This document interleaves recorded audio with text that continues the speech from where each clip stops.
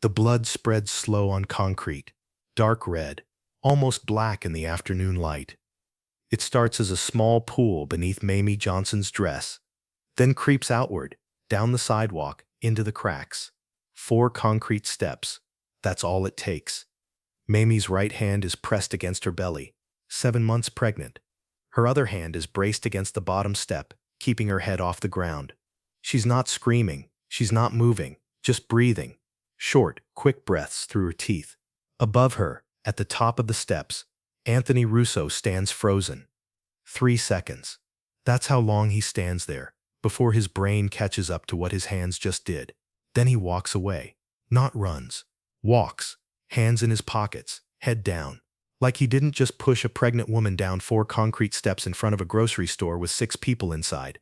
Mr. Kim is the first one out the door. He's 63 years old, been running Kim's Grocery on Lenox Avenue for 18 years. He doesn't run anymore. His knees are bad. His back is worse. But he runs now. He drops to his knees next to Mayme. His hands hover over her, not touching, not sure where to touch. Mayme, can you hear me? Mayme nods.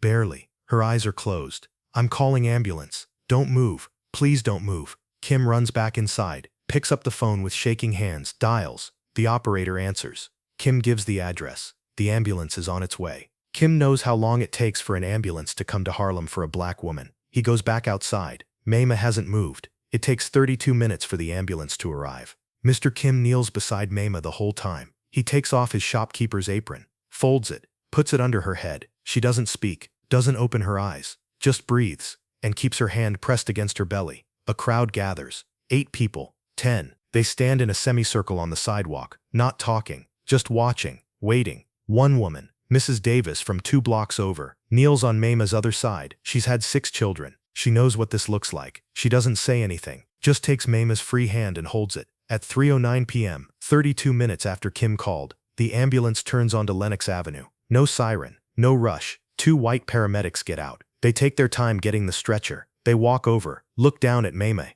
What happened? Kim answers. She fell down the steps. She's pregnant. One paramedic kneels, checks Mayme's pulse, her blood pressure. He's professional, detached. How far along? 7 months, Mrs. Davis answers. 28 weeks. The paramedic glances at his partner. Some communication passes between them. They get Mayme onto the stretcher, lift her into the ambulance. Kim tries to climb in after her. Family only. The doors close. The ambulance pulls away. Still no siren. Kim stands on the sidewalk. Mayme's blood is still there. A dark stain on the concrete right where she fell. He goes inside, picks up the phone, makes another call. Small's Paradise. I need to speak to Raymond Coleman. Harlem Hospital, 3rd floor, maternity ward. Mayme is in a curtained bay. 2 nurses. 1 doctor. Dr. Robert Freeman. He's black. One of 12 black doctors in New York. He's examining Mayme when Bumpy Johnson arrives. Bumpy doesn't check in at the desk. Doesn't ask for directions. He just walks through the ward like he knows exactly where he's going. Raymond Coleman is already here, waiting in the hallway outside Mayme's bay. Raymond sees Bumpy coming down the hall. Boss. Bumpy walks past him, pulls back the curtain. Dr. Freeman looks up. The nurses step back. Bumpy crosses to the bed, looks down at Mayme. She's awake, staring at the ceiling, tears running down her face in silence. He takes her hand. She turns her head to look at him. They can't find a heartbeat. Bumpy's face doesn't change. Dr. Freeman speaks. His voice is quiet, professional. Mr. Johnson, your wife experienced significant trauma from the fall. The placenta has separated from the uterine wall. We need to deliver the baby, but there's no fetal heartbeat. I'm very sorry. How long for the delivery? 3 to 4 hours. How long has the baby been dead? Dr. Freeman pauses. Based on the injury pattern, probably since shortly after the fall, maybe 30 minutes after, maybe less. Bumpy nods once. He looks at Dr. Freeman. She gets her own room. Private. Best you have. Mr. Johnson, the maternity ward doesn't have. Bumpy takes out his wallet, counts out $500, sets it on the table next to the medical instruments. She gets her own room. I'll have her moved immediately. They move Mayme at 4:47 p.m. Room 314 is small. 1 bed, 1 window, a chair, a bassinet in the corner, empty and waiting. Bumpy sits in the chair next to the bed, holding Mayme's hand. The contractions start at 5:15 p.m. Dr. Freeman checks her every 30 minutes. Labor is progressing, slow but progressing. At 7:30 p.m., Raymond Coleman appears in the doorway, doesn't enter, just stands there until Bumpy looks at him. Bumpy stands, walks to the hallway. Raymond hands him a folder. His name is Anthony Russo, 28, works for his uncle Sal, Genovese family, collects protection money from 10 businesses in Lower Harlem. Where is he now? We don't know. He went home after his apartment on Mulberry Street, but he's not there now. Probably realized what he did. Find him. Already on it. Tommy's watching his apartment. James is talking to people in Little Italy. We'll know where he is by midnight. Bumpy looks back at room 314. What do you want us to do when we find him? Raymond asks. Nothing. Not yet. I want to be there. Raymond nods. How's Mayme? She's in labor. Raymond's face doesn't change, but something in his eyes does. I'm sorry, boss. Bumpy doesn't respond. He goes back into room 314. At 8:47 p.m., Mayme delivers. Dr. Freeman catches the baby. A boy. Fully formed. 28 weeks. Perfect. Not breathing. Dr. Freeman cuts the cord, wraps the baby in a white blanket, places him in Mayme's arms. She looks down at him, touches his face, his hands, his perfect tiny hands. William Marcus, she whispers. That's your name. William Marcus Johnson. She holds him for 20 minutes. Then Dr. Freeman takes him, places him in the bassinet, covers him with the blanket. Mayme turns her face to the wall. Bumpy stands, walks to the bassinet, looks down at his son. William Marcus Johnson, born March 14, 1953, 8:47 p.m. Died March 14, 1953, approximately 3:30 p.m. Bumpy stands there for 5 minutes, not moving, not speaking. Finally, he reaches down, touches his son's hand with one finger. Cold. He turns to Mayme. She's staring at the wall. I don't want him dead. Okay, I want him broken. I want him to need someone to feed him, dress him, wipe him. I want him to be what he killed. Helpless, dependent, suffering. Okay, can you do that? Yes, I promise. Now she turns to look at him. Her eyes are dry. No more tears. Just something cold and hard and final. Make him suffer. By midnight, they know everything. Anthony Russo, 28 years old, lives with his parents, Frank and Angela Russo, at 247 Mulberry Street, second floor apartment. Works for his uncle Sal Russo, Genovese Capo. Anthony's routine. Collects Friday afternoons. Drinks at Carmine's bar Friday nights. Sunday dinner at Sal's house in Queens. Predictable. Current location unknown. Raymond Coleman, Tommy Lee, James Cole, and Quick Jackson are in Bumpy's office on 132nd Street. Back room. Door closed. Bumpy spreads the information across the table. We have 48 hours. After that, the Genovese family figures out what's happening and moves to stop us. So we move fast. What's the play? Tommy asks. We take everything. The businesses, the money, the reputation. And we take Anthony. Kill him. No. Mayme wants him alive. She wants him broken. James speaks. He's the quietest of Bumpy's men, the most precise. You want him paralyzed? Yes. How paralyzed? Completely. Neck down. Can't move. Can't feed himself. Can't do anything. A baby. James is quiet for a moment. That's possible, but it's surgical. You have to break the spine at the exact right place. C1 vertebrae, where the spine meets the skull. Break it clean. You sever the spinal cord. He's paralyzed, but you don't damage the brainstem. That would kill him. Can you do it? I've done it once. Korean War. Chinese prisoner. Officer wanted him alive for questioning, but immobile. I used a rifle butt. It worked. Will you do it? James looks at Bumpy. What did he do to Mayme? Pushed her down concrete stairs. She was 7 months pregnant. She lost the baby. James nods. I'll do it. Anthony is at his uncle Sal's house in Queens. Sal called him after he heard what happened. Told him to come immediately. Bring nothing. Tell no one. Anthony arrived at 11 p. Scared. Shaken. Sal didn't yell. Didn't hit him. Just looked at him across the kitchen table. Tell me exactly what happened. Anthony told him. The grocery store. The pregnant woman. The push. The fall. The blood. Did you know who she was? No. Just some colored. Sal held up his hand. Don't say that word. Not to me. Not ever again. Uncle Sal, do you know who that woman is? No. Mayme Johnson, wife of Ellsworth Bumpy Johnson. Anthony's face went white. You pushed Bumpy Johnson's pregnant wife downstairs. She lost the baby. Anthony couldn't speak. You know what's going to happen now. Bumpy Johnson is going to destroy us. Not kill us. Destroy us. Our businesses. Our money. Our reputation. And then he's going to come for you. You can protect me. You're a capo. You have men.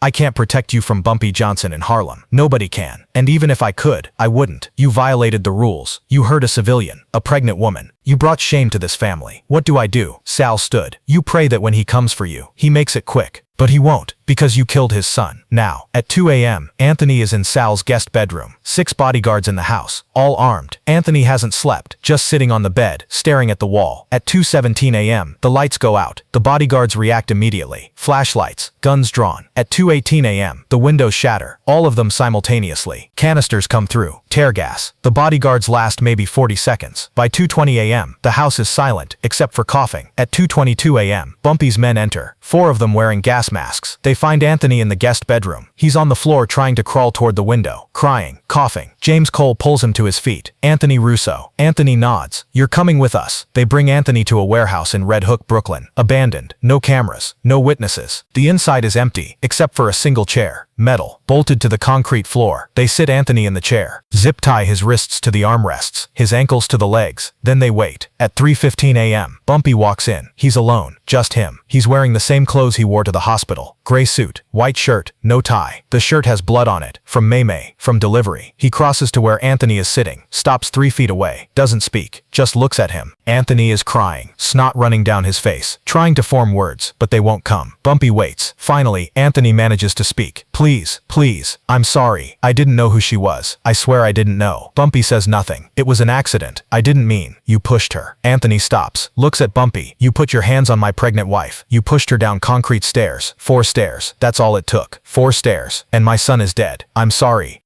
You're not sorry you did it. You're sorry she was my wife, and not just some random colored woman you could push around. No, if she wasn't my wife, if she was just some woman whose name you didn't know, you'd be at Carmine's bar right now, drinking, laughing about it. This colored woman got in my way, so I moved her. That's what you'd be saying. Anthony doesn't respond, because it's true. Bumpy steps closer. My wife asked me not to kill you. Do you know why? Anthony shakes his head. Because death is mercy. Death is easy. She doesn't want you to have easy. She wants you to suffer. She wants you to feel what she feels. Helpless. Unable to do anything. Dependent on others for everything. Understanding starts to dawn on Anthony's face. So that's what you're going to become. You're going to be what you killed. A baby. Unable to move. Unable to feed yourself. Unable to go to the bathroom by yourself for the rest of your life. Please, please, just kill me. Please. No. Bumpy turns to the door. James Cole enters. He's carrying something wrapped in cloth. He sets it on the floor, unwraps it. A metal bar, 3 feet long, weighted at one end. He picks it up, tests the weight. You've done this before, Bumpy says. Not a question. Once. Korea. It worked. Show me where you'll hit him. James walks behind Anthony's chair, points to the base of Anthony's skull. Here, C1 vertebrae, where the spine meets the skull. You break it clean. The spinal cord severs. Everything below the neck stops working, but the brain stem stays intact. He can breathe. He can swallow. His heart beats, but he can't move anything else. Not his arms. Not his legs. Not his fingers. Nothing. Will he be able to speak? Maybe. Depends on diaphragm control. It'll be weak. He'll whisper, but he'll know. He'll know what happened to him. He'll know every day for the rest of his life. Bumpy looks at Anthony. Last chance to beg. Anthony is hyperventilating, trying to pull his wrists free from the zip ties. They don't break. Please, please. I have money. My uncle has money. We'll pay you whatever you want. Please. I don't want your money. I want you broken. Bumpy nods at James. James positions himself, measures the distance, the angle. He raises the bar. Don't move. If you move, I might kill you by accident. Anthony is sobbing. Please, please, please, please. James swings. The sound is bone on bone, a crack that echoes in the warehouse. Sharp, final. Anthony screams, then stops screaming. His mouth is open. His eyes are wide, but no sound comes out. James steps back, watches. Anthony's hands are still on the armrests. He's trying to move them, trying to make fists, trying to pull free. Nothing moves. He looks down at his hands, stares at them, tries again. Nothing. His legs. He tries to move his legs, to stand, to kick. Nothing. Panic floods his face. His breathing gets faster, shallow, quick. He tries to scream again. It comes out as a whisper. I can't move. James kneels in front of him, takes a small penlight from his pocket, shines it in Anthony's eyes. Both pupils respond normally. He touches Anthony's arm. No reaction. He pricks Anthony's hand with a pocket knife. Anthony doesn't flinch, doesn't pull away. Can you feel this? Anthony stares at his hand, at the small drop of blood forming where James cut him. No. James touches Anthony's face, his neck above the break point.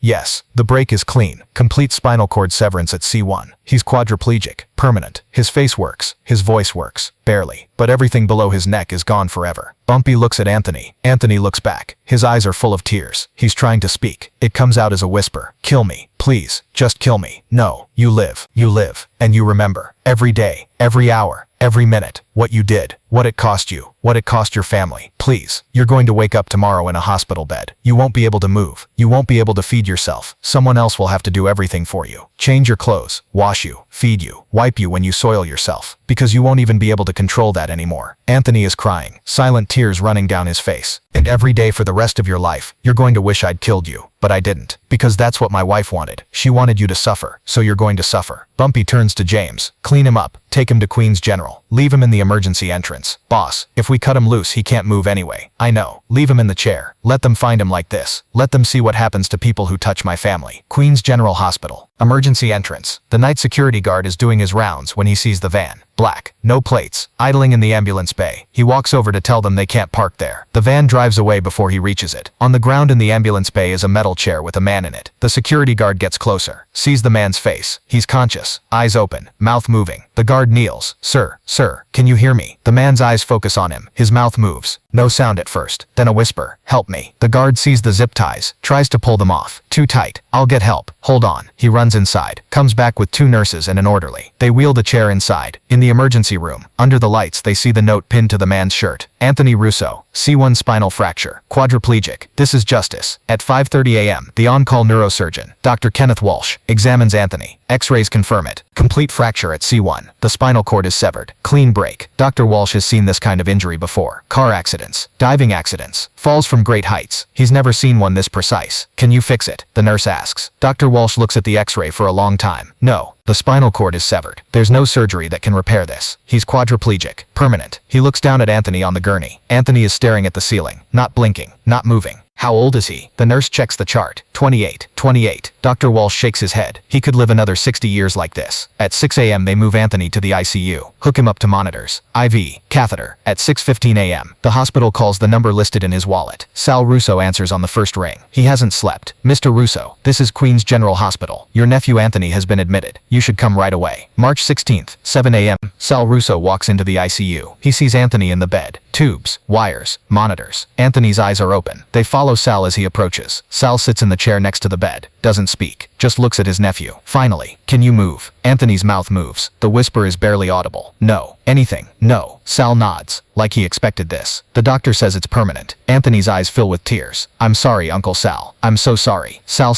looks down at him. You cost us everything. The businesses are gone. Our reputation is destroyed. Your father's restaurant is closed. Your brother's trucks are ruined. And now we have to take care of you, feed you, bathe you, change you, for the rest of your life. Please, you did this. You pushed that woman. You killed that baby. And now you're going to live with it every day, every hour, for the next 60 years. Sal walks to the door, stops, doesn't turn around. I warned you. I told you not to make enemies. You didn't listen. Now you'll have 60 years to think about what you should have done differently. He leaves. Anthony stares at the ceiling. He tries to move his fingers. Nothing. His toes. Nothing. He tries to scream. It comes out as a whisper. Nobody comes.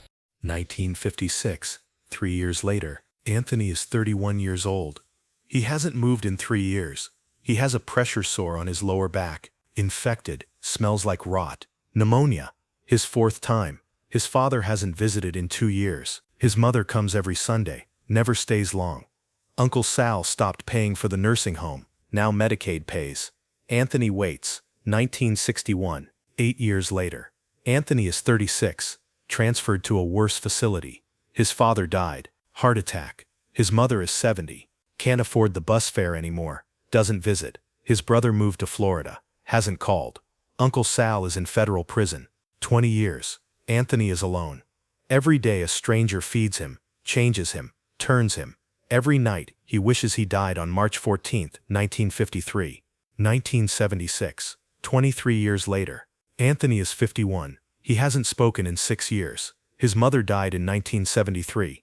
Nobody told him for 3 weeks. He's in his 4th facility. Bronx. State-run. Medicaid only. The staff doesn't know his name. To them, he's just the quad in room 7. 1991. 38 years later. Anthony is 66. He's been paralyzed longer than he was able-bodied. He dreams about walking, running, free. He wakes up, still can't move. A social worker visits. Says here you've been in the system since 1953. That's 38 years. Anthony doesn't respond. It also says your injury was non-accidental. Do you want to talk about what happened? Anthony's voice is a whisper. I pushed a pregnant woman downstairs. She lost her baby. Her husband did this to me. The social worker writes in her notes. I'm sorry that happened to you. She leaves. Anthony stares at the ceiling. 1996. 43 years later. Grow. Anthony is 67. A nurse comes in for the 6 a.m. rounds. She checks his wrist. No pulse. She calls the doctor. The doctor pronounces Anthony Russo dead at 6:17 a.m. March 14, 1996. Exactly 43 years after he pushed Mayme Johnson down 4 concrete steps. No next of kin. No funeral. The state buries him in a potter's field. No marker. Just a plot number. 7,213. That's Anthony Russo's legacy. Grow. 2008. 12 years later. Mayme Johnson is 87. Writing a memoir with a journalist. Is it true about the Italian mobster? The one who pushed you? Mayme is quiet. Yes, he lived. For 43 years paralyzed. In nursing homes. Alone. That's worse than death. That was the point. Did you ever regret it? No. Death would have been mercy. He deserved to live with what he did. Every day. Every hour. For 43 years. Did you ever think about him? Every day for 43 years. People think revenge is about violence. But the truest revenge is time. Making someone live with their mistakes. That's what we gave him. Do you think he suffered enough? Mayme looks out the window. No amount of suffering brings back my son, William Marcus. He never took a breath. But yes, Anthony suffered. William Marcus Johnson. Woodlawn Cemetery. Section 15. Plot 247. 3 headstones. Ellsworth Bumpy Johnson. 1905-1968. Harlem's Protector. Mayme Hatcher Johnson. 1921-2009. She survived. She thrived. She protected. William Marcus Johnson. Born March 14, 1953. Died March 14. Forever loved. Never forgotten. Every year on March 14th, someone puts flowers on William Marcus's grave. For 70 years. March 14th, 1953. 4 concrete steps, 1 push, 1 baby dead. 43 years of suffering. Not a story about revenge. A story about justice. The kind that doesn't end with a bullet. The kind that lasts decades. Anthony Russo pushed a pregnant woman. He killed a baby, and he paid for it. Not with his life. With every day he lived after. 15,706 days. That's how long Anthony Russo suffered. That's how long Mayme Johnson made sure he remembered. 4 concrete steps. That's all it took to change everything. The blood on those steps dried decades ago, but the consequences never did.